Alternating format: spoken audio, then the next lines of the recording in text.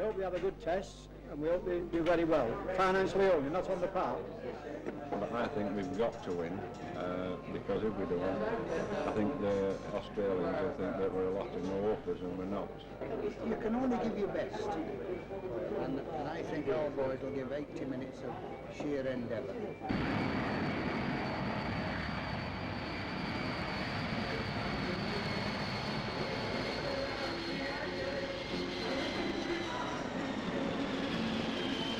The 1982 Kangaroos have arrived in Britain. I asked coach Frank Stanton if after their run of success there was going to be any additional pressures on his touring side. Well, obviously the Australian public would like to see us win, and we didn't come here to lose. But we realise it's going to be an extreme challenge, and probably one of the hardest challenges Australian Rugby League's had for a long, long time, and we're prepared to meet it, and we're prepared to work hard to get there. I asked skipper Max Krilich how he thought his younger players would perform. Well, the competition's going to be very hard. You know, all the young players are very skilled in their game, but they'll come through okay. They all play in the top league in Sydney and Brisbane, so they'll come through all right. Peter, you're one of the younger lads in the touring party. How are you looking forward to the tour?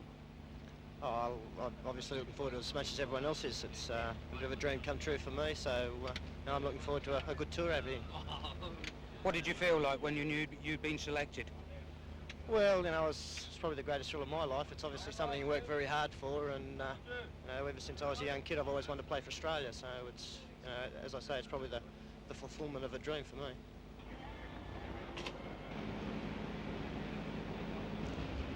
Frank and Tom, this is your first tour and you're co-managers for the Australian touring side.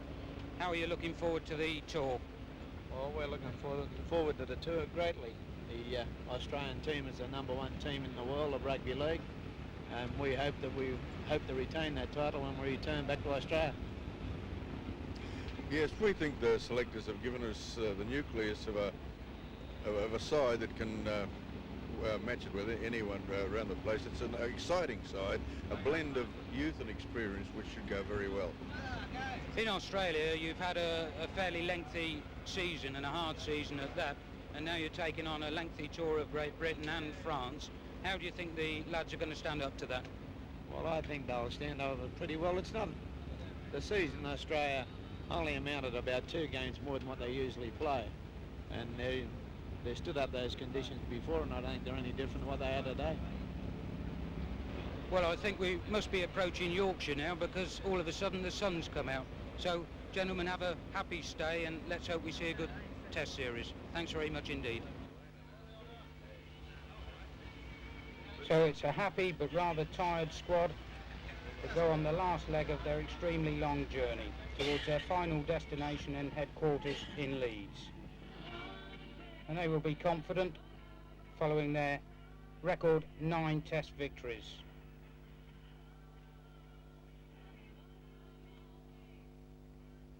And so the 1982 Kangaroos reached their tour headquarters in Leeds.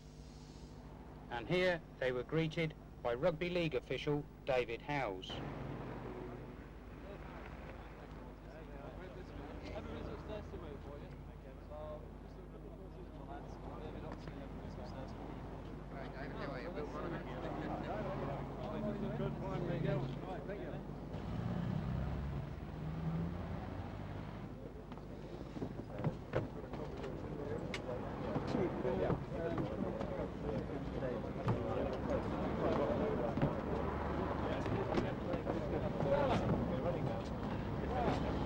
So now the big moments arrived. The Australian tourists are here. How are you feeling?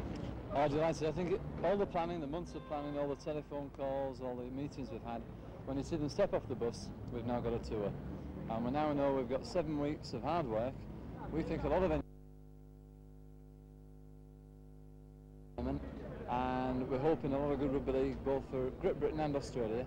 And we think this tour will do our game a tremendous amount of good, not only for the next 2 months, but of course as a springboard to future success. Well, finally, to put you on the spot, how are the tests going to go? The tests will be tremendous football. The Australians are undoubted favourites. They've won the last 9 test matches on the trot. We think we can pinch it 2-1. Here we go. He shot from the lead. You want to look at this camera? Fine. Oh, he's fallen! He's fallen! There's a new leader now. Snakes and ladders. Look, no hands.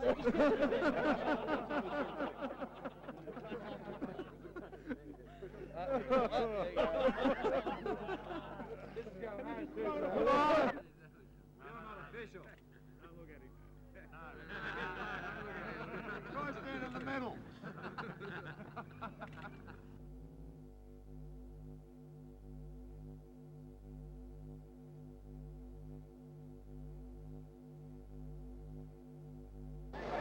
So far this game, it's been the forwards trying each other out. We've had very little movement from the backs. Something absolutely ferocious. And he's going down the tunnel. Steep trips driving in from the play the ball here. Rod Reddy, number 12, there he is, and it looks like a stiff uppercut. Mr. Lindop right on the spot. And he's picked Rod up straight away, and that's a sad start to Rod Reddy's tour. Whether that will quieten things down, I don't know, but certainly the forwards have been sorting each other out so far, and there's been very little room for open rugby.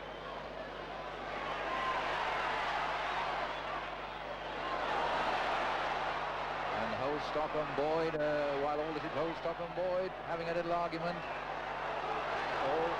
I think Watkinson will go. I think Watkinson's going to go down the tunnel. He went in foolishly then, no doubt about it. But play goes on in the meantime, close to the Hull Kingston Rovers line. Australians looking dangerous. Young, Morris, short ball to Sterling.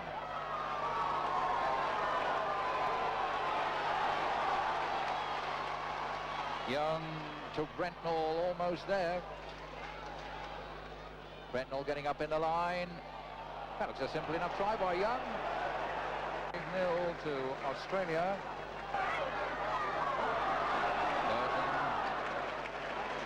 Penalty. Steve Rogers penalised. Another one goes down the tunnel. I have a feeling that Rogers is going to walk for language. So Les Boyd goes off for what can only be described politely as improper use of the tongue.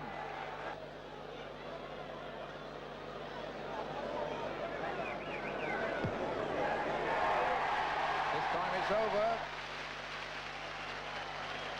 Robinson, Burton getting it out. Lowe, Phil Lowe is away. He's got Hartley with him, he's kicked ahead.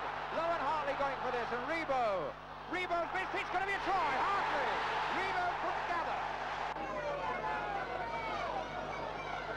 Hartley running well, a good break by Steve Hartley. Oh, great running. Sliding clock.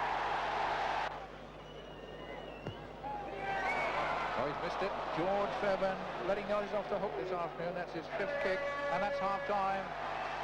So a great moment for Hull Kingston Rovers to score. A lot of possession at the moment. Max Hilditch there, number 9, a very good one at that still on. David Watkinson, of course, for Rovers, back in the dressing room. And a penalty to Australia, so a chance for the leeway to be pulled back to 8-7. It's a simple penalty. Meninga. It's there, 8-7. Small pack, Sterling has it. Sterling, oh, he's broken clear. Sterling's going himself, looking for growth. What a strong little fella. What a try. All the wide, 35 yards, this little scrum half. He just wouldn't be tackled. Vital kick. Australia need every point. It's a good one. Excellent kick by Meninga. Picking up once more, but the gap on that left-hand side. And away. It's Clark. Young Gary Clark's away.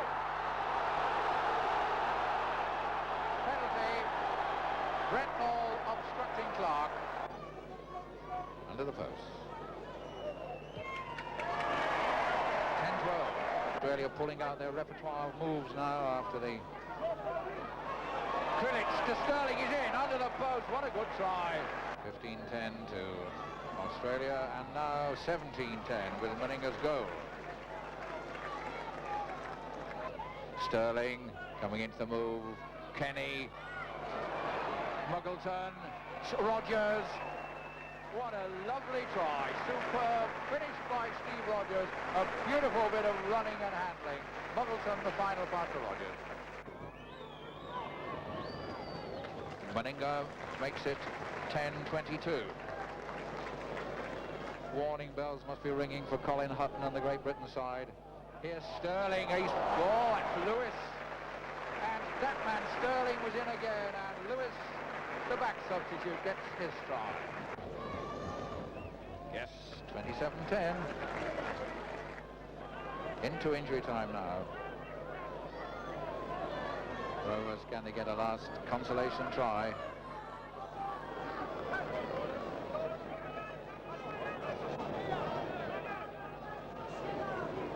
Crooks.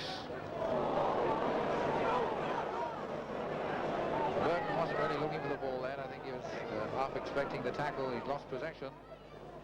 Oh, here's Meninga. Here's Meninga finding a gap, going through it. He may make the line himself.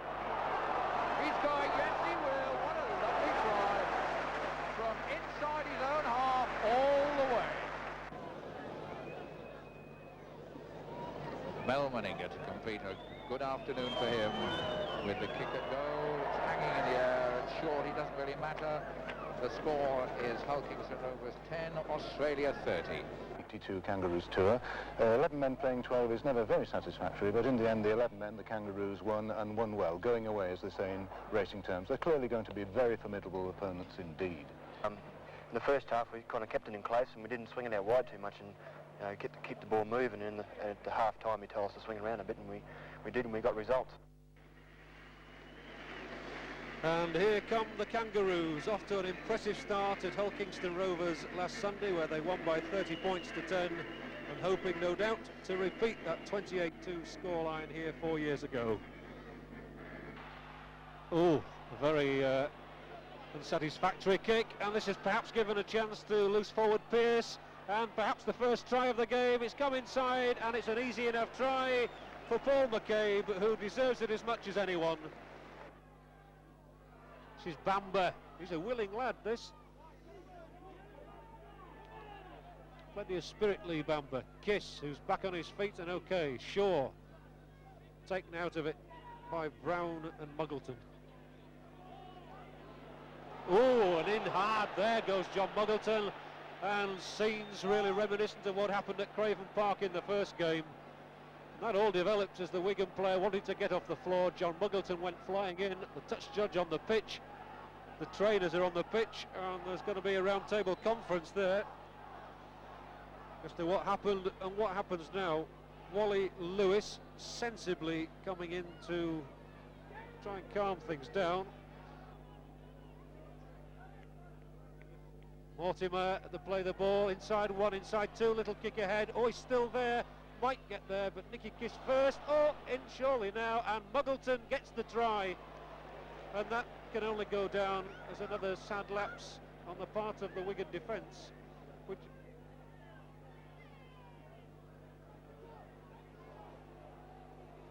Oh, and good play by Pendlebury, very good play by Pendlebury, looking for Foy in support. He found him, so did Schubert. Mortimer.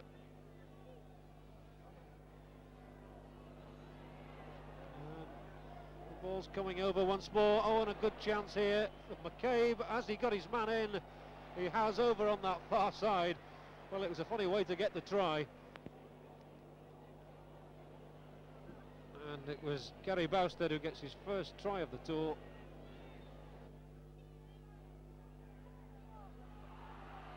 Oh, and a great chance for Campbell, who's got through. Henderson Gill, can he get to the line? He can! Great try by Gill. Campbell made the running. Gill squeezed it at the corner despite the two Australians. Kiss. And Pendlebury going for a real up and under. That's a really dodgy one. Oh, knocked on. Who's got the ball under all that little lot? But it would be nice for the Australians if they could finish off in style. Haven't got long in which to achieve that. Here's McKinnon, who almost scored a second or two ago, and there in fact goes the hooter. The Australians maintain a 100% record from the tour's first two games. They beat Hull Kingston Rovers by 30 points to 10, Now they've beaten Wigan by 13 points to 9. Far from disgraced. Quite pleased with our lads tonight. I think they've put a tremendous performance and they've competed to the end, which is must be very heartwarming to the English selectors to see that we can beat the Australians if we go and take the ball to them. You could in fact have snatched it at the end. Well, I think if the man in the middle had been a little bit more kind to us for the game, I think we could have won the game, but they played well and they're not a bad side. Actually, you've mentioned the referee there in a subtle sort of a way, but really the game was never allowed to flow in the way it might have been. Well, you can check it how you want it. It's 28 penalties in a game, and when 13,000 spectators come and play £3 a time, I think the man in the middle should be seen a lot less than what he's been seen. What were your thoughts about the Australian team in general? Very impressed. I think the second row boy, I think he had a superb game. McCabe. I thought he was the man of the match. Paul, a great cheer went up in the dressing room a few minutes ago when it was announced that Paul McCabe was the team's man of the game. Were you surprised to get the award? Yes, John, I was in a way. It's really a great honour for the boys to elect me as their man of the match, but along with myself there was a couple of other very good performances in the match, in Wayne Pearce, and I thought Donnie McKinnon took the ball up well all night, took it up to the Pommy forwards, and it was a great effort on his behalf, and it was a good all-round effort by the boys. Actually, we stuck to our guns and it was a great all-round defensive effort. Actually, from your point of view, it did seem to me you were determined to get stuck into the game in those opening stages. I mean, I kept looking at the number on your back, and there you were doing the tackling. Yeah, John, well, it's, as you know, it's my first game in England, and I was determined.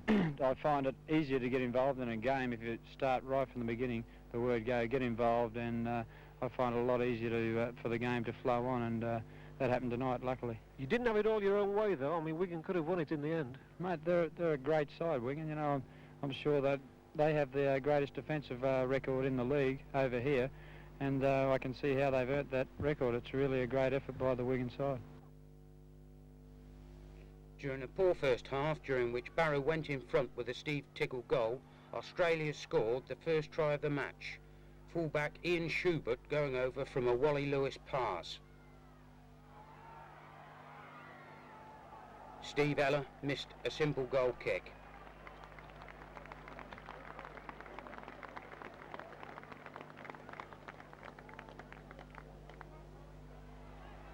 Barrow at this stage were matching Australia, but were unable to penetrate a solid Kangaroos defence.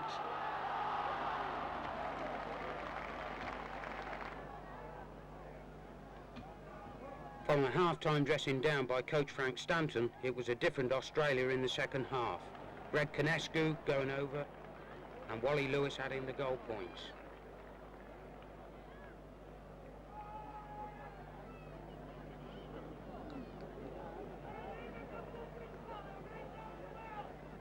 Five minutes later, Mark Murray put Wayne Pearce in for a try. Again, Lewis kicking the goal.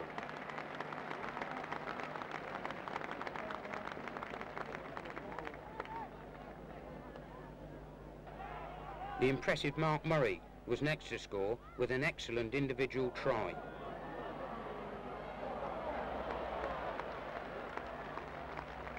And Wally Lewis again kicked a good goal. The Barrow side had lost a lot of heart when substitute Ray Brown put in Ian Schubert for his second try of the match.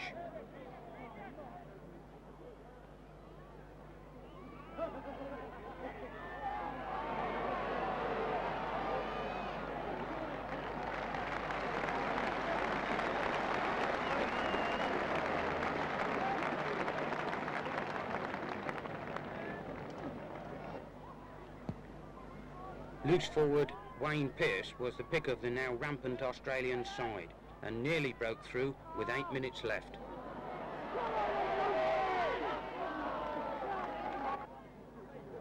It was easy going now for Australia when the ball went down the line for Steve Ella to get their sixth try.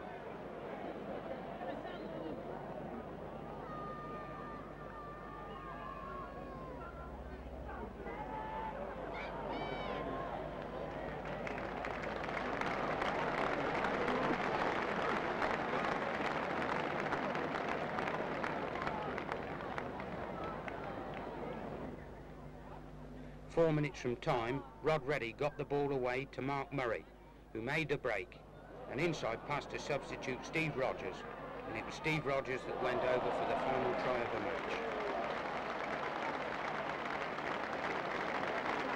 And Steve Rogers himself kicked the goal to give a final score, Barrow 2, Australia 29.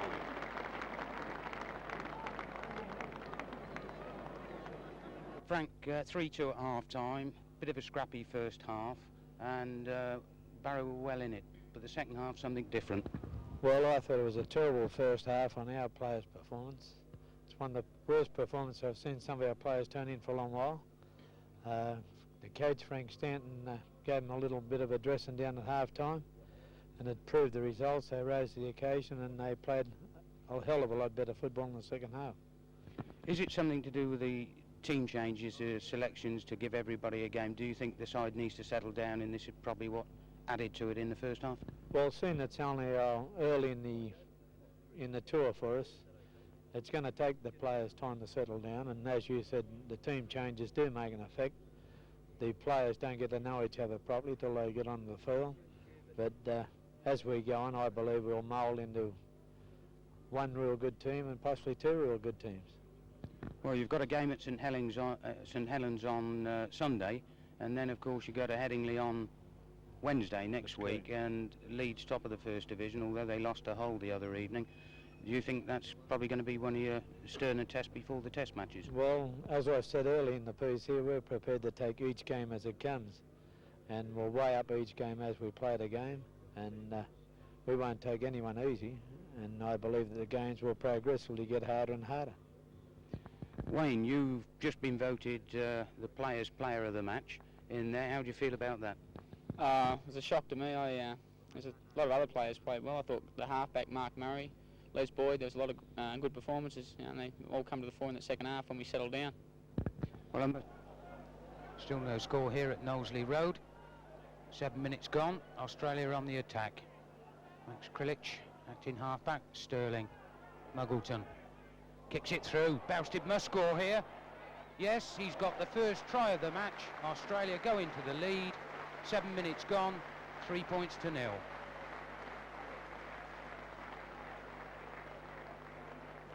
Sterling. To Boyd. Powerful man, Les Boyd. Once again, Krilich acting halfback. And Boyd goes forward. Can he make it? And the referee's given the try.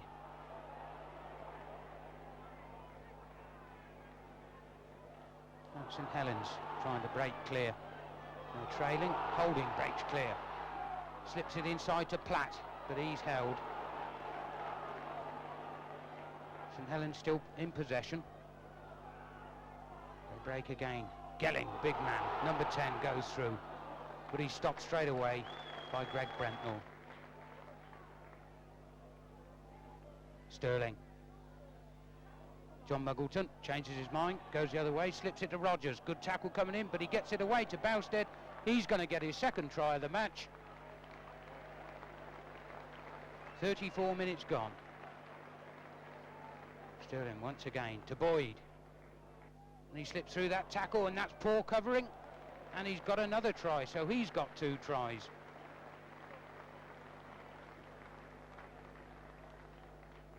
St Helens on the attack, holding, clips it through. And Grove picks up. Gets past one tackle, passes second. And there's no way he's going to be caught now. The big number 2's going in for his first try of the match. 2 minutes of the second half gone.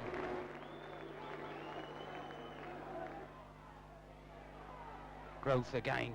Big strong man, Rogers. Slipped it inside, Muggleton. And that was a loose pass. Sterling gets it clear. Now it's Growth again. Has he got the legs? Gets past that tackle. He's going to score his second. And that was an excellent try from Australia. Australia again. Sterling. Seen plenty of action. Pearce there. And goes out to Rogers. Cover coming across, but they're not going to catch him. So Rogers scores his second try in consecutive games. Craig Young trying to get through there. Boyd. Slips it to Sterling. What a simple try. Australia running riot now. 30 points to 0. And Meninga kicks his 4th goal of the game to bring the score to 32-0. Seconds away from the hooter. And there it goes, and Australia keep their 100% record, winning here against St Helens, 32 points to 0. Are you playing in the pound of hole business, Willie? Or? Yeah, he's playing me. What? Have you bet him and I'll bet him, or I'll bet Wally, pound the hole. Huh? No, I'm betting you, pound the hole. Yeah. We're playing a through ball, aren't we? Yeah, but I'll just bet you and bet him too. So you just want to play us both then? Why don't you just play Well, I'll bet everyone. I'll just come along to the right. All right, yeah.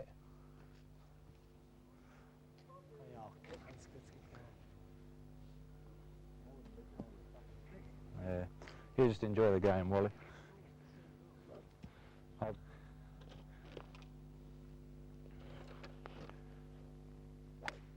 Shot, Wally. Good draw. Hello. Good shot, Will.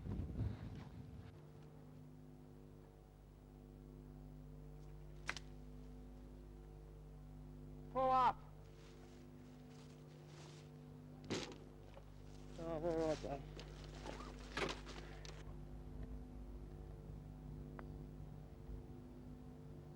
Still going there.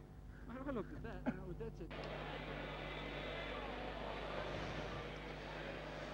So the Australians come here to Headingley with a fine record behind them. They've won their opening 4 games of the tour, and it's 26 years since they lost here against Leeds.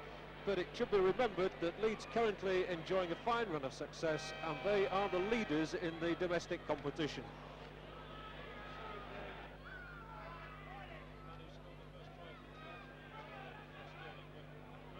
Back for Boyd. Tricky customer. Sterling again, making a little dancing skip between 2 Leeds defenders. Couldn't quite get through, but it's looking promising for the Australians. Kenny to Rogers. Can he get through? Yes, he can, and Rogers is going in for the first try of the night. The first tackle around his neck didn't count, and so Steve Rogers goes in for his 4th try of the tour in 5 games.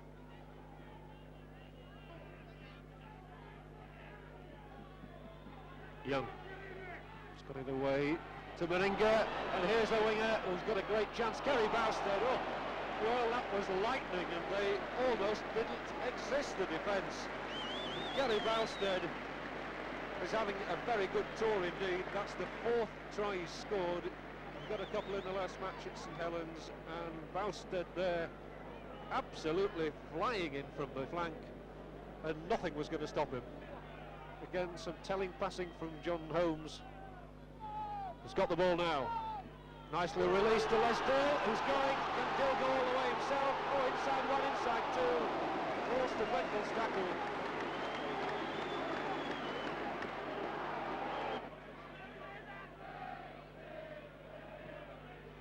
Pearce.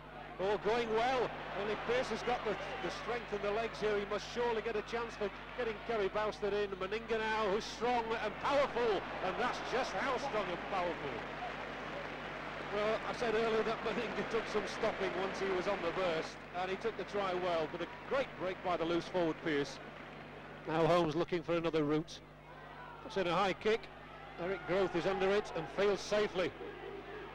Goes on the outside, the flying wingman. Oh, this is going to be a great score if he gets to the line as he does. Fine try indeed by Eric Groth. From the minute he took the catch from John Holmes' clearance, he was going to take some stopping. Just now, moving it out. Oh, Bowstead flying away down that wing, inside 1. Meninga surely going to canter in for his 2nd try. And they're really turning it on now, these Kangaroos. Applause for Meninga all around the ground. Ella going one way and then the other. Brentl's up in the line, so is Rogers. Oh, he couldn't quite get it away. He might keep going himself. He was pinned, and Ella is going to get over by the... Yes, he's over, is Steve Ella, under the posts. And now it's being swung out right. Oh, and Kenny's through the gap. Oh, this is brilliant by Kenny. And Eller is surely going to go over in the far corner of the pitch. He's there all right, is Steve Eller for his second try. Kenny made the initial break after the ball had been swung right by Steve Rogers. Rogers getting out of one tackle, feeding Kenny, and Kenny's acceleration took him into a favourable position to get Eller in for his second try and the Australian 7th. To play against the Australians in a club side, what do you think? It does, yes, because having toured in 70 and played them in the World Cup in 70 over here and then 73, I've never played against them whilst I've been playing for Leeds. It's always a pleasure. I mean, to play touring side, it stimulates the excitement, not only in the crowd but in the players as well.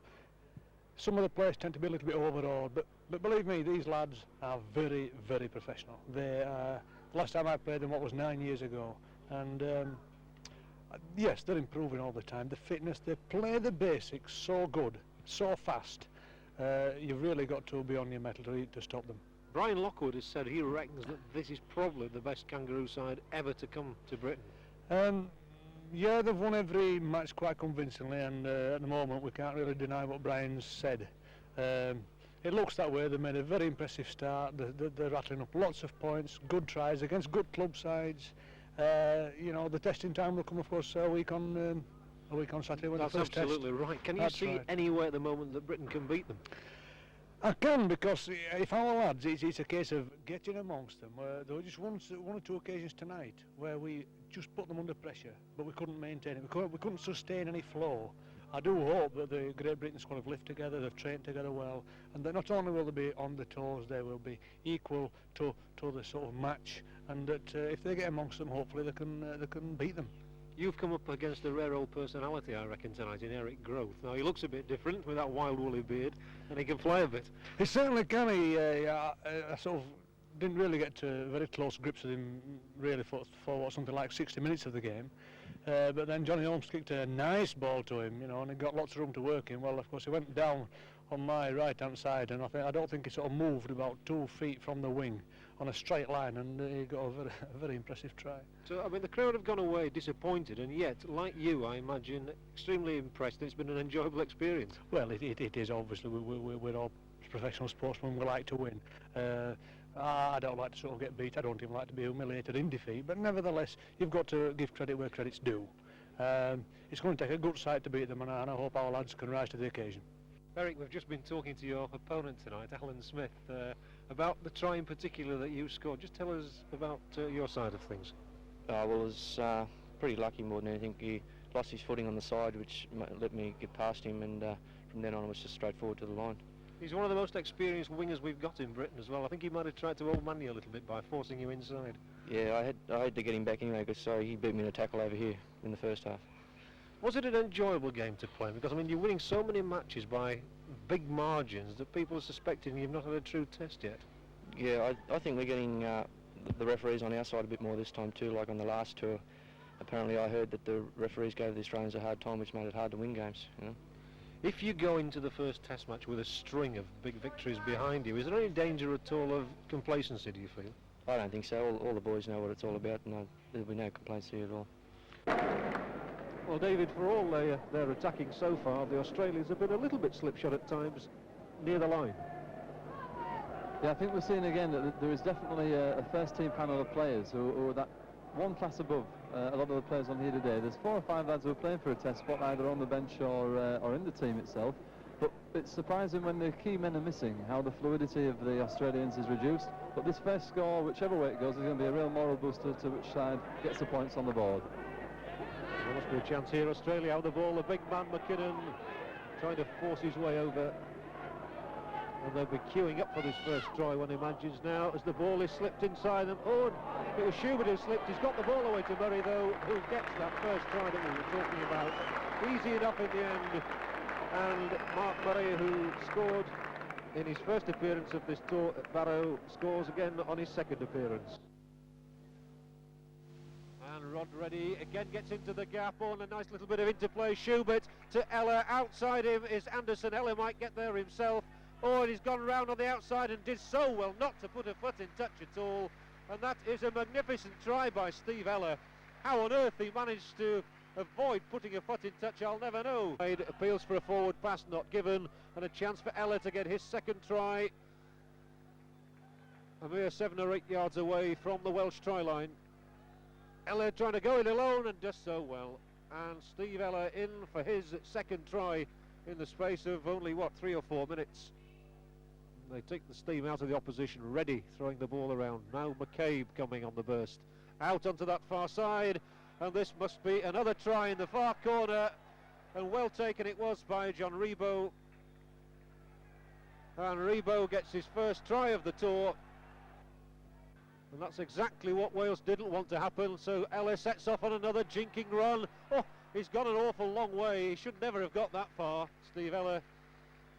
But as David Howe said, he's been as sprightly as anyone in this first half and has done his cause no harm at all. Brown, the long ball out there for Schubert, who's strong, so is Rebo. This time he is in, and nobody could have any qualms about that try at all. There is not a complaint anywhere in the ground as John Rebo gets his second try. Still not got over the line in this second half.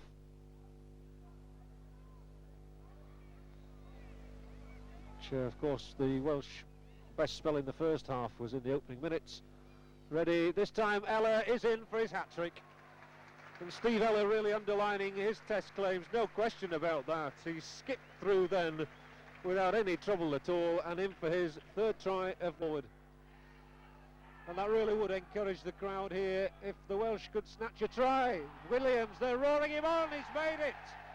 Brimbor Williams punches the air. He gets his first try in International Rugby League. And that Australian record has been broken. Mortimer, his half-back partner Murray, now ready. Good bit of tackling there by Shaw. By Ringer holding him down, but just for the second, and now Murray, and the ball must surely come inside, and Ellis got his fourth try. And every one of them has been right under the posts, and Steve Eller is having an absolute field day.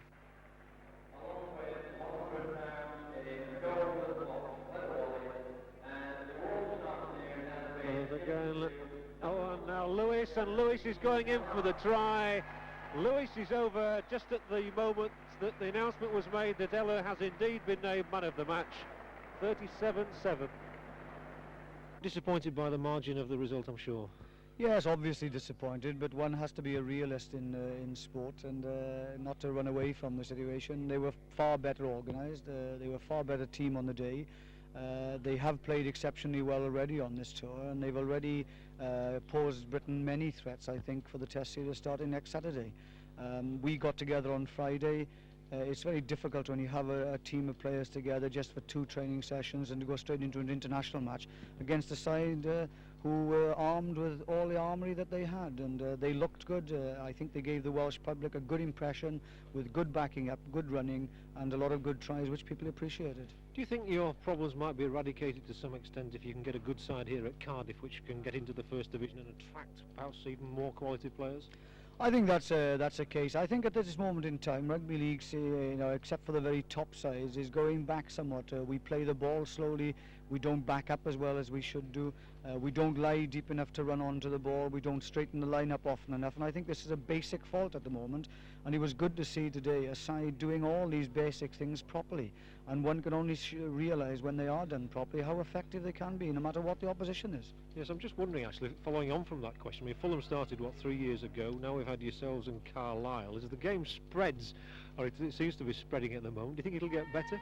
Well, I'm sure it will do. What we're looking for here in Cardiff is an alternative sport against what traditionally is a rugby union country. And I think that if we can attract good players here, I think the game is a good spectacle. And if we can attract good players here and have other international sides to tour here as well, then it can do nothing but good for the game. And that's what the game's all about, is spreading the gospel, because rugby league is a very good spectator sport and good... 5, 6, 7, 3, 8. Oh, good number. I'll read the team out as it's numbered. It's number 1, Greg Bretnell. Number 2, Eric Graf. Number 3, Mal Meninga. Number 4, Steve Rogers. Number 5, Kerry Burstead. Number 6, Brett Kenny. Number 7, Peter Sterling. Number 8, Craig Young. Number 9, Max Krillich, captain. Number 10, Les Boyd. Number 11, Wayne Pearce. Number 12, Rod Reddy. Number 13, Ray Price. Number 14, Steve Ella. Number 15, John Muggleton. Number 16, Wally Lewis. And number 17, Rod Morris. That's the test squad, the team in the test squad. The duty boys, Ian Schubert, Rod Morris, and Rowan Hancock. The timekeepers be Steve Mortimer and Greg Kaneskiel. The statistics is Mark Murray, Chris Anderson, Paul McCabe. On the gates be John Rebo, Don McKinnon, Wally Lewis, and Gene Miles. And the sand boy is Ray Brown. Hey, Brown. Big Dave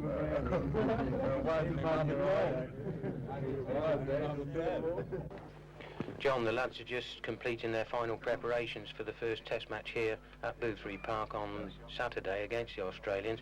How have things gone? Well, they've gone very, very well. And the attitude of the players has been tremendous. And the weather's been very, very kind to us, so we've got plenty of training in. And we're feeling well as a side. We've worked very well together, so, you know, on the day we hope we put it all together and it comes good. How do you think Des Drummond to cope with the big lad growth? Well, I think you should reverse that and say how is growth going to, you know, handle Des Drummond. Because in sheer movements, I mean, growth is a straight runner, a very, very big straight runner. But he needs room to run. I mean, Desi needs half an inch either side and it's night-night.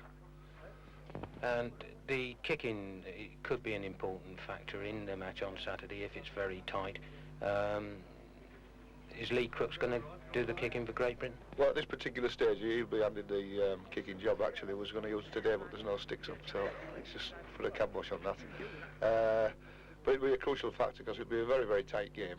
I mean, people, because they're Australians and they've been playing with a lot of flair, they won't find that kind of room to move on Saturday, so, you know, it could revolve around goal kicking, and it should be a tight game. Where's the electrical tape? There's somewhere right there. Electrical tape, buddy, Jimmy? Okay. This is after you, Robert? You, Robert?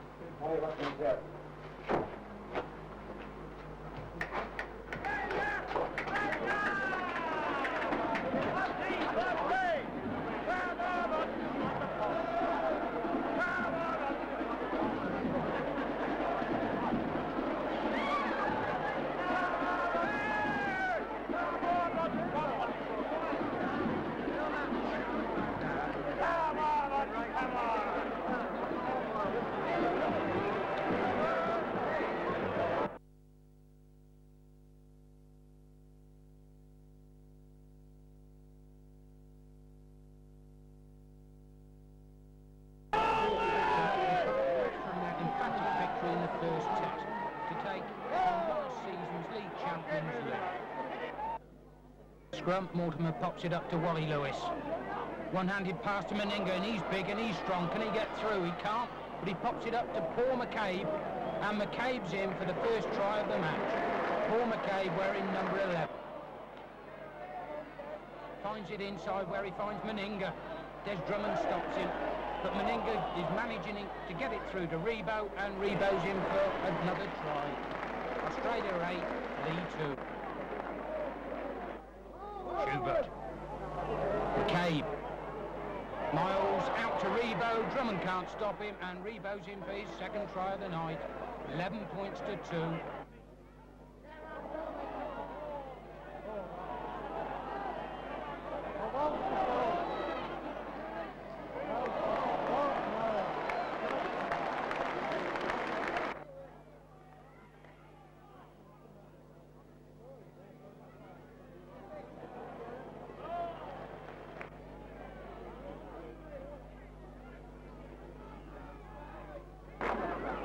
Once again, Australia coming forward. They're really firing on all cylinders now.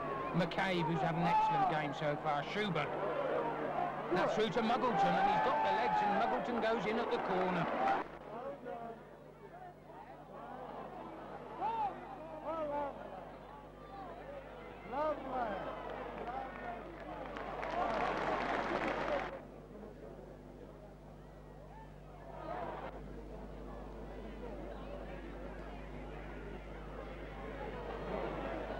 To McCabe. Still with McCabe. He's got Anderson in support, and no one's going to catch Chris Anderson as he goes in for his third try of the game. A hat-trick for Chris Anderson.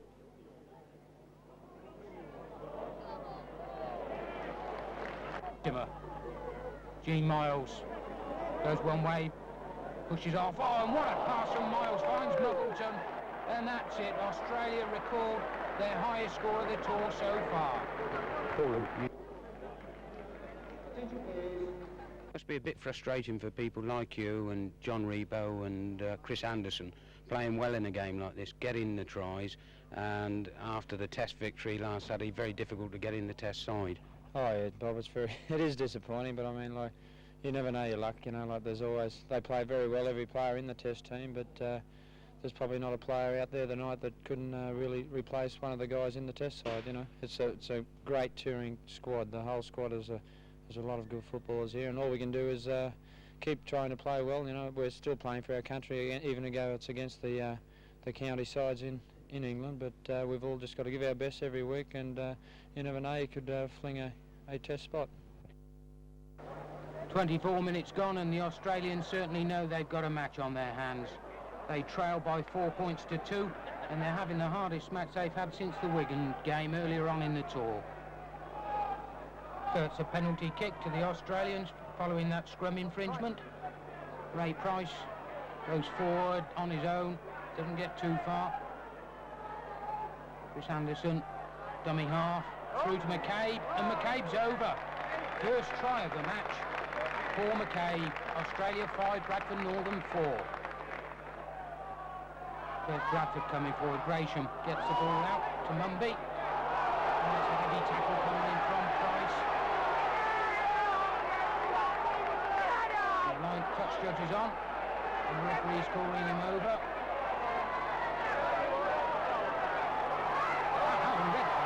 Stuck one on the chin of Ray Price, and if I'd have had that, I wouldn't wake up until after the third test. Redfern to Kells, out to Keith Mumby. He's in line for a Test place, and he's going down that wing, playing in the centre today. Right down that wing, inside to Kells, and finally he's stopped by a combination of Growth and Brentnell. Kenny. It's the ball away. Greg Brentnell, and he's in for a try. Greg Brentnell, the fullback, 10 points to 6.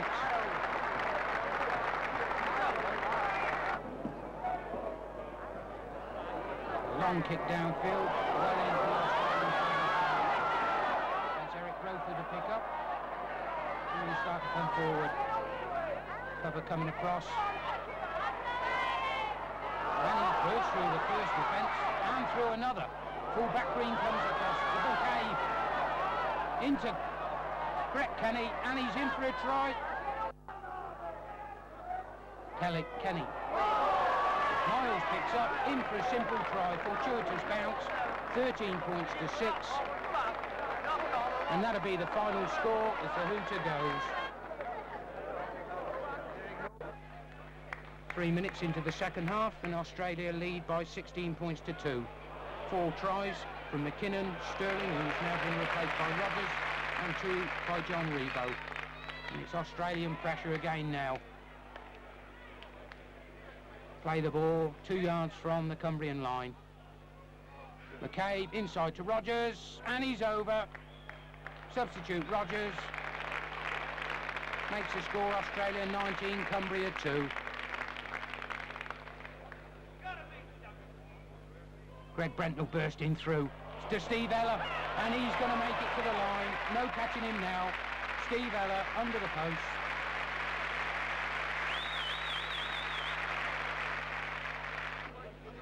Wally Lewis clips a neat ball through. Rogers chases. Oh, and Mel Meninga picks up out to Boosted, and this surely must be another score for the Australians. Indeed it is. Australia 31, Cumbria 2. McKinnon, long ball, and it's Meninga. He's past that tackle, and he's going to go all the way. I can't see him being caught now. Mel Meninga in for another try, to add to his record, 34-2.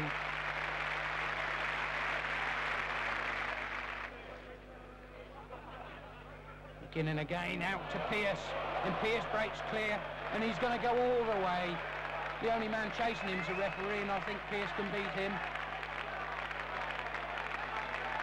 Terry Moore comes at the last minute, just as Pearce drops over the line, 39 points to 2.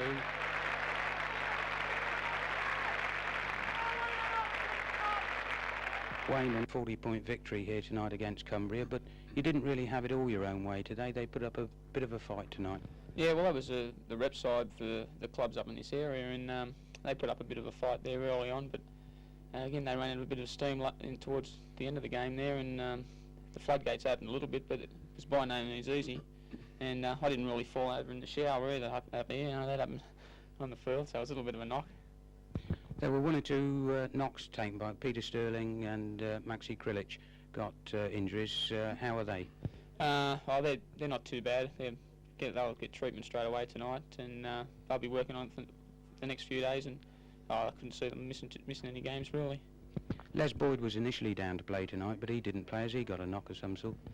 Boydie, well, there's 28 players in the squad, and you can only put 13 on the field, and Les had a little bit of a knock, so probably decided not to play him. I don't know, but you can only play 13 players at once, and that's probably what they're doing.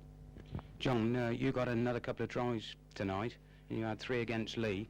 It must be a bit frustrating for you, not quite getting in that test side and yet scoring every game you play. Yeah, that's right, Bob, but I had a pretty ordinary start to the tour. I just wasn't used to the conditions, and I paid the penalty. I didn't play too well, so it's just a matter of getting out there each game now and scoring tries and putting pressure on the players, because it's definitely a game-to-game proposition over here. And if I'm playing better than the blokes coming into the test or whatever, and I've got some form on the board, or if someone does unfortunately get injured, well, I'm there to play. So you just got to keep giving it your best. There's 28 great players over here, and it's a great thing just to play in the sides and be part of the Australian team. So I'm just going to go out there and try and put pressure on the other lads, and hopefully with a bit of luck, you never know what can happen in rugby league.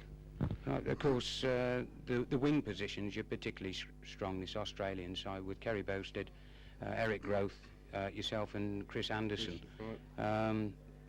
And it's a very specialised position, really. So this makes it even more difficult for you, I should imagine. Oh, it does. You know, I think, well, Kerry's been playing good football, and so has Eric's he's played exceptionally well ever since he got here, and like I say, it's just a matter of trying to play good football and keeping those blokes honest, and, you know, if I can keep scoring tries, well, I'm putting pressure on them. So it's good for the whole side then, because I'm bringing out the best in them, because pressure brings out the best in rugby league players, I think.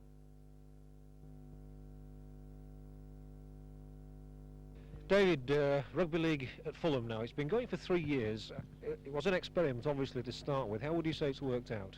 I think the progress report would be very promising, John. After all, we've been struggling for, 86 years to establish the game outside the northern fastnesses, and we've had 2 tries in London before, but I have real hopes for Fulham. I think they've gone about it very much the right way. This grafting on to an already existing organisation must help. A lot of expertise, a lot of experience there. I think Harold Genders has done a splendid job in selecting the players to do the job, and I think they've just done that. They've also given a lot of attention to the game at amateur level and in the schools. Without that grassroots, of course, the game in the South would eventually not flourish. But I think they've done that very sensibly, and I'm very hopeful.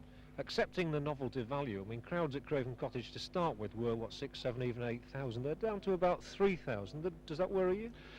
Not entirely unexpected. It was a novelty value. People came, they saw it. A lot of people liked it. They had a lot of success in their first season, unlucky not to survive in the first division last year when the bigger names were coming down. So they're building up again. They've got a very good hardcore now, really faithful support of 3,500 to 4,000 people who always turn up at home. A large amount follow them away. And that's important because, after all, that's 4,000 people watching rugby league regularly in the metropolis, and we've never had that before, ever.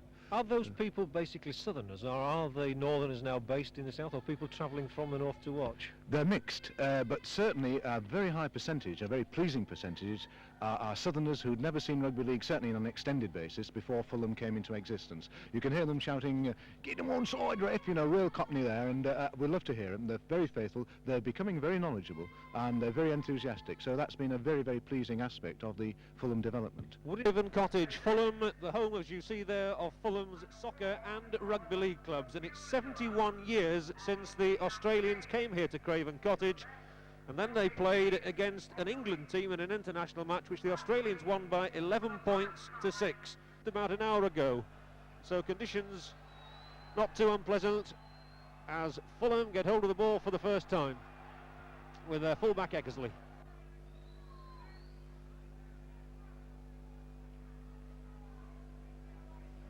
It's straight and it's true. 2 points to Fulham.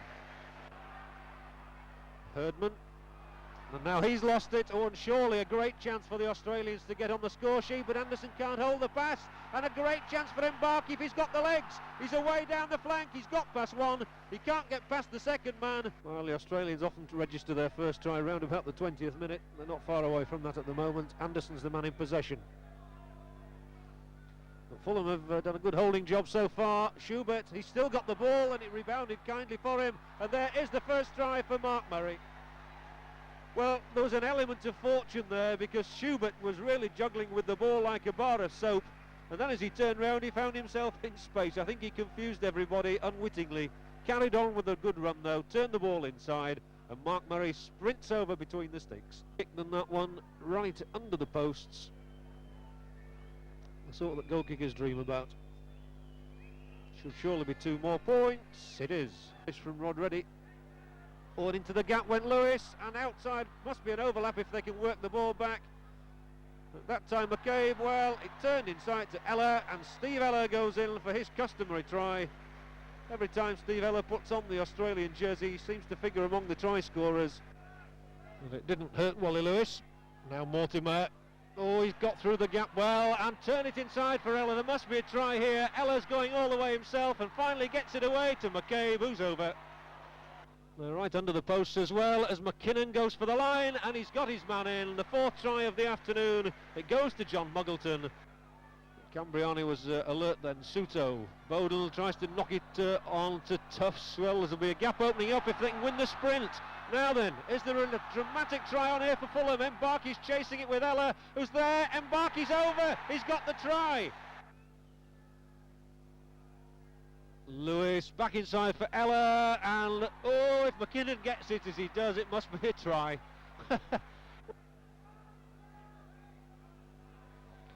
Crossley willing to run it. Oh, he's lost the ball, and what a place to lose it in. There must surely be a try here for John Rebo.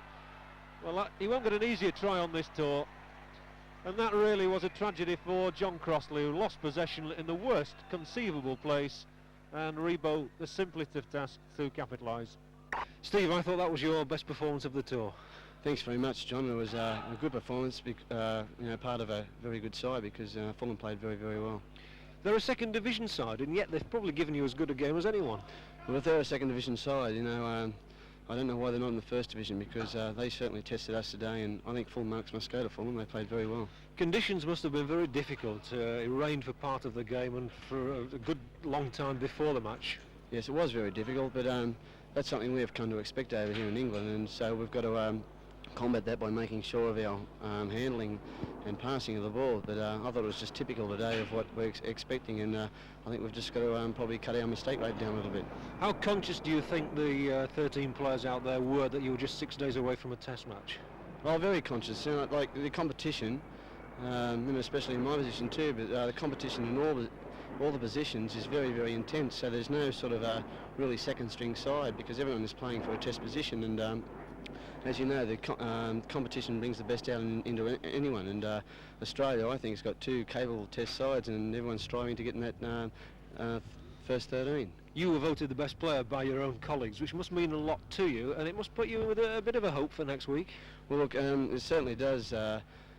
Gives me a sort of a vote of confidence, but the fellow ahead of me too, Peter Sterling, and the fellow I played alongside today too, Mark Murray, are 2 fine halfbacks, and It's really is good to be part of the top 3 halfbacks. So it's certainly, you know, Peter's there, and I've got to chase him now. So, you know, I'll be doing my best in the future games.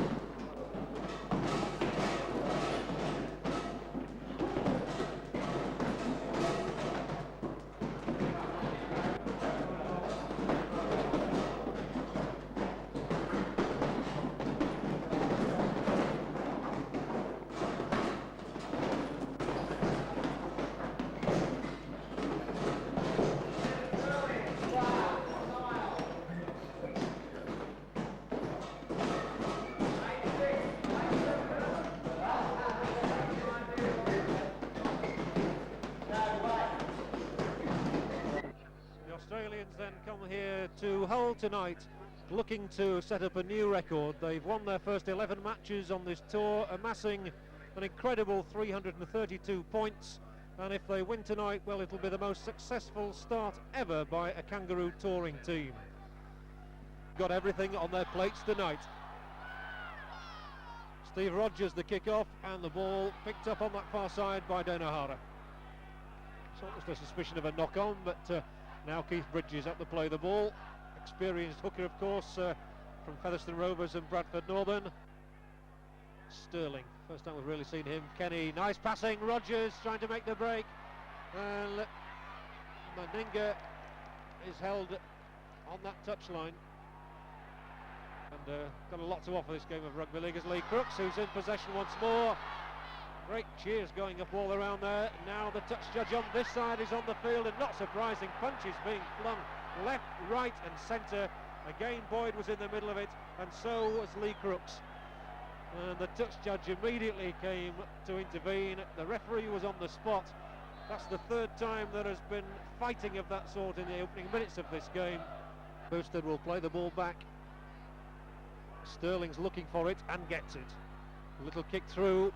Oh, it could be a good one. Oh, it hits the foot of the post, and it's the whole player that falls on it. A good attacking position here. Toplish trying to work things with Crane. They've lost the ball. It's coming wide though. Can Prendeville get in the corner? He might well do.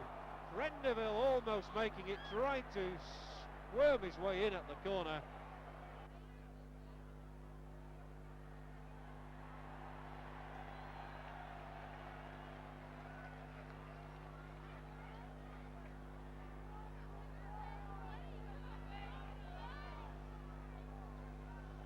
So 28 minutes of this game are gone, and here's Lee Crooks. 2 points. Yards to go to the line, but Hull really willing to fling this ball about. Crooks once more for fullback Kemble. The Australian tackling there exemplary, but still Hull driving at the line. The little chip through. He's there. It's a try for Hull right on the stroke of half-time. And that's a brilliant try from David Toplish, which puts Hull into a 5-point lead with power to add. What a way this will be to send the teams in at half-time if Crooks kicks the goal. And we're going to have a real match on in the second half. Crooks, 7-0. A bit scruffy out there at the moment. Sterling tries to bring some semblance of order to it. Now Reddy's gone well. Good running, and Brett Kenny, oh, the pass wasn't a good one. He was too far behind Meninga, too far ahead of Rogers, but he's still got possession. Steve Rogers showing what a good centre he is, and getting the pass into Peter Sterling.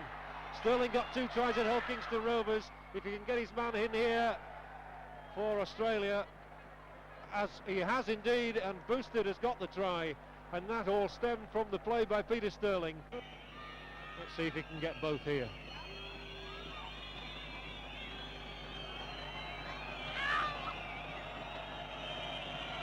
Constant whistling around the ground, trying to put Mal Meninga off. I don't think that will worry him too much, and that looks a much better kick, but it's drifted wide in front of the posts. Stuck at it well then, did Crooks. They did by Luluai. Sterling. There could well be a big gap here if Pearce can get the ball away as he does to Meninga, who's off down that touchline, and tackle from Kemble. He's got the ball back inside though to Grove. That was brilliant football by the Australians. First of all by Sterling, then by Meninga going down the touchline, and finally by Eric Groth, who got the touchdown and knows the Australians in front. Not an easy kick by any means, and it's drifted across the face of the posts, so Hull still have the lead, 7-6. Again, the constant banging around the ground, trying to put Meninga off. We'll soon know when we watch the touch judges' flags. There's the kick, it's flat, oh, and it's through. But how lucky, and that maybe has signalled the change of fortunes that Australia needed. The ball canning in off and upright. Now Krilic back inside for Reddy, and Reddy still going. He's been superb too. Rodgers has Groth outside him. Can Rodgers get in? With his brute strength he can. Eric Groth, and the Australians leap in the air. They know that that could well have sealed it.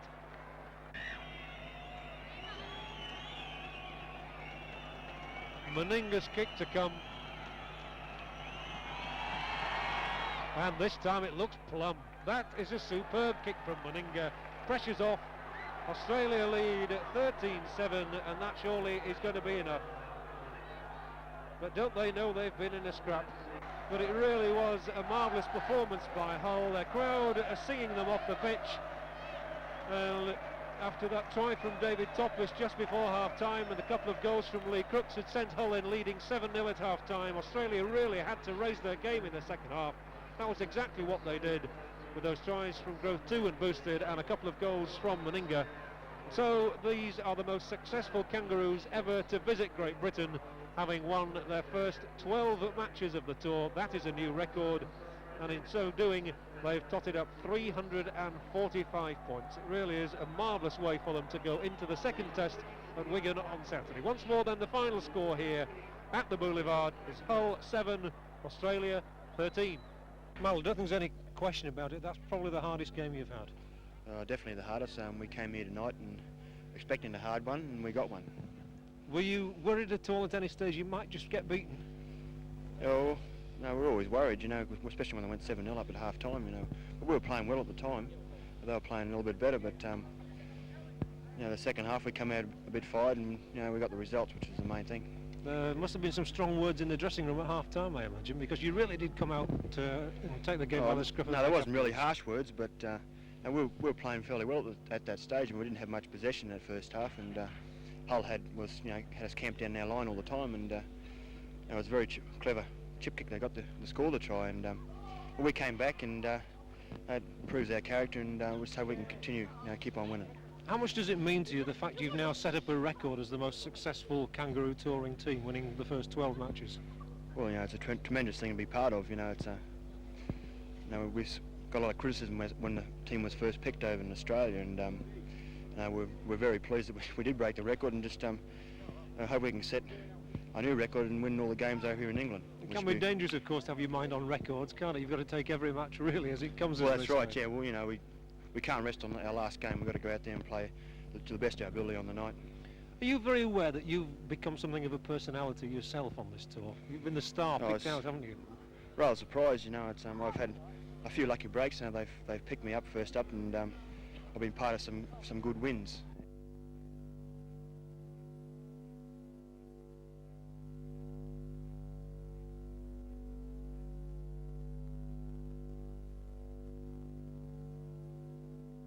Well, Widnes were one of only two sides to beat the Kangaroos on their last tour here 4 years ago, and fullback Mick Burke, who takes his place again in this lineup, kicked 4 goals that day in a famous 11-10 victory. Only one other survivor from that side, and that's Keith Elwell, the little hooker, and he's almost always present in any Widnes side.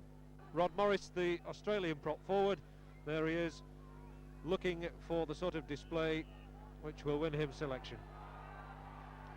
So Widnes' kick off, and it's Steve Ella playing at fullback who'll go back, and the ball running dead. And so Australia coming back to the 25. The Widnes side, unfortunately, lacking the sort of names that are customary whenever they line up. Eric Hughes, Les Gawley, Eddie Cunningham, Mick Adams and Mike O'Neill, all missing from the Widnes side. Around the corner style of the Widnes fullback.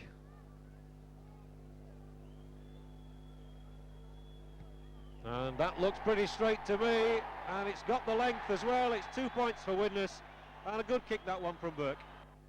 Brown has been very much involved. Rogers, nice little ball. Schubert was coming through not at just the right time. Did well to cling on. Good spotting again by Widnes. Morris, and it's going to be out on that far side to John Rebo's got plenty of strength, and it took a diving tackle there to stop him getting in at the corner. Oh, and almost an interception, the ball falling back and kindly for Paul McCabe, and it's back to 6 tackles. Well, there was certainly a danger of an interception there for Widnes, which didn't work out, and Mortimer is going through and gets the first try of the night. And that's Steve Mortimer's first try on the tour. He's got 9 so far. Carrying play forward. Lewis flinging out a really long pass for Meninga, who's going, and he's going strong. Meninga, this is the best sight. Tremendous run from Meninga. Look at the rain streaming down. It's an absolutely horrible night here. Oh, but good play there, working the ball to McCabe, who's going to go all the way, and that really is a superb try. You might say that there was a question mark against the Widnes tackling, but all credit to Paul McCabe, a really rangy second rower. He reckons he's due to kick one. I reckon he is too. If he doesn't, he really will be thinking it's not his night. 28 minutes gone as Mal Meninga comes up and places it firmly between the posts. Ray could go all the way himself, I suspect, if he uses his brute strength. He's got plenty of that. He's still going. See what I mean there. Meninga carrying play to within 10 yards of the Widnes line for Brown. He looks more like Kenny Everett every day to me. And Mortimer jinking and wriggling his way through to try and get Rod Morris over. Rod Morris, one of the few Aussies on this tour who's not yet scored a try. And Ella of Mortimer. Mortimer is over the line. Mortimer's there again for his second try. Elwell, Gregory trying the kick, another high one, putting full-back Ella under pressure. Oh, what a good calm catch. Certainly appears to be the problem. Also, I was a bit surprised when that was given, but Mick Burke does have a chance of getting more points for Widnes. It's a fairly straight kick, and it looks a good kick too. Up go the flags, 2 more points for Mick Burke. The crowd on the far side seemed to spot something there that we didn't on this side, so play continues. And Lewis is looking much better, and Meninga is going. Now then, has Meninga got the ability to get the ball out to Rebo? He certainly has. Can Rebo get on the outside of his man? Well, he got on the outside all right, and did well to stay in play. And Mortimer wants it again. Keen for the action. Rebo, good ball that one. Rebo looking inside, going outside, and finally getting the ball down over the try line. There's 8 minutes to go. There's been a little bit of treatment for David Hume. Well, that's not a bad kick out actually. That's taking it beyond halfway for Steve Ella. He's got to run at them now. Decides to go down the middle. Skip side of one. Oh, still going Steve Ella. Did well in the end. Did very, very well really to get midway inside the 25. But Australia would love to get another try now, and they might well get it here. Oh, what a powerful run, and what a magnificent try that one is by Steve Rogers. Well, this should be safe enough and easy enough for Mal Meninga. And if he's successful, Australia will forge into a very convincing lead. Yes, up go the flags. It's in, and it's 19-6. Well,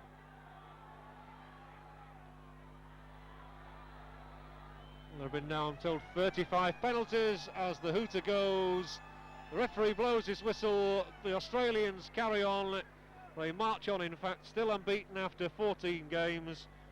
Chris, an absolutely filthy night here in Widnes. Was it nice to be back? Yeah, I enjoyed coming back. I had a tremendous time when I was here in '74. It's nice to come back and beat them. Nostalgic trip in many ways. What did you think of the Widnes performance? I don't think they're as good a side as they used to be.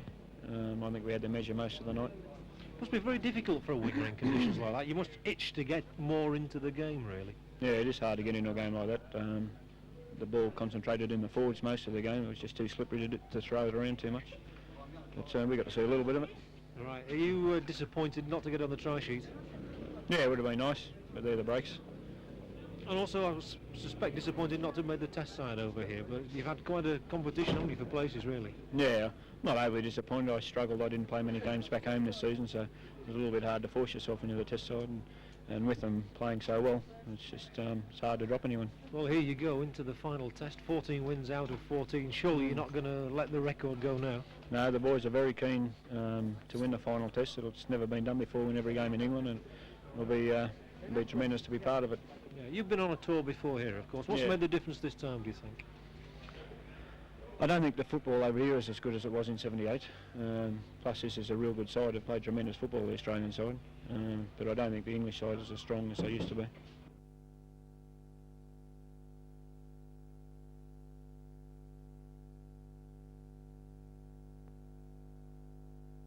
Frank, how do you rate today's performance by the Kangaroos?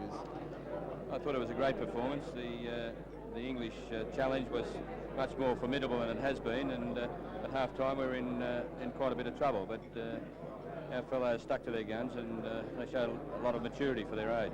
Certainly showed a lot more heart and courage today. Did they have you worried at any stage? Yes, they did. We obviously were concerned at half-time, and up until half-time they'd been handing out a fair bit of stick, and our fellows trying not to retaliate, but we're getting embroiled in it, and it could have been that our concentration might have gone on to other things rather than the football that we're capable of playing. Frank, the big question that everyone's worried about or wondering about is whether or not you're actually going to coach the Kangaroos again. Oh, well, I think that's been fairly well documented. I've already said that this is my last tour as a coach, and I can see no reason at this stage to change my mind. How are you feeling tonight? Well, I'm quite elated, to say the least. I'd say it's been a magnificent tour for myself personally and for the rest of the players. It's a great thing for myself and also the players. It's something that really you dream of, and it's really happened to me. Well, you got that try at last. That must have felt wonderful. Well, actually, it was wonderful. I've got a standing thing with one of the players that we're having a betting competition who can score the most tries, and he's won and I won now. And actually, all the players I don't think on our side don't want me to score. So it was a great thing, and particularly at that crucial moment. And I was really, really thrilled about it. It's been said here that this is the greatest Kangaroo team of all time. Do you believe that? Well, I can't really comment about that. I can only comment about this side and the last side, and I think it's a better side than the last side. But you know, it is a very good team. Very good team. It's very well complemented to each player. Looks after the other man. There's no individualists at all, and that's one of the successes of our team. One of the things that has struck me is the rapport that the Australian touring side have got with the British public. It's something totally different and never really been seen before. Well, that's very true, but I think that if you're an outstanding sports person or you're an outstanding team, and this is not one team of 13, it's one team of 33. The 28 players and the management of 5, being the coach and the 2 managers, doctor and trainer, they've all been a part of something that's been a wonderful experience for me, and I've been on a lot of football trips, but this is the greatest bunch of Australian sportsmen I've ever been with in my life. You've been at the final test between Great Britain and Australia today. What were your impressions on the game? I found it exhilarating. I haven't seen either of the other 2 tests. Due to very sparse television coverage, I've hardly seen the Australians except when they played Fulham. I was very impressed, but I was also impressed by Great Britain's performance. It was rather like a prize fight between a champion and a challenger, and the challenger knowing that he wasn't quite good enough, but putting everything he had, a heart, muscle, into the fight and coming off worse but with glory. That's how I looked at it. You've just seen the final test in this series, Australia versus Great Britain, and you were here in 1960 as coach for Australia, and of course everybody in Great Britain knows you as Big A. How did you think today's game went? I thought it was just normal just to win. I mean, they could have put the second team in and killed them, you know. But I think this is one of the finest sides I've ever seen. I've watched every team since 1948, when I played for Leeds in 47. I've seen every Australian team since 1948 tour this country.